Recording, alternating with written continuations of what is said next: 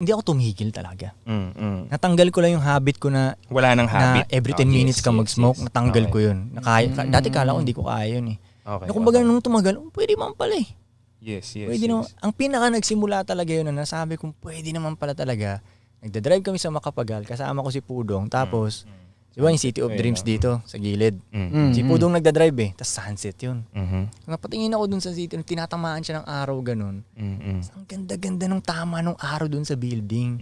So parang basta sarap niyang tignan. Yes. So parang, oh shit, bigla ako na-realize, Totoo. Teka, Natural high. wala Natural akong high. tama ngayon. Yes, Pero nakikita ko yung ganda. Dati nakikita ko lang yung ganda. Pag may tama. amat, So pwede pala. So sabi ko, pwede na totoo ang natural high. Dong maniwala kayo sa akin. Pwede. So yun ang sagot. Sa tingin nila, baliw ako. Yun ang tanong eh, bakit tumigil na sa pag-smoke si BNK? So ang sagot mo doon kasi natuklasan mo ang natural high.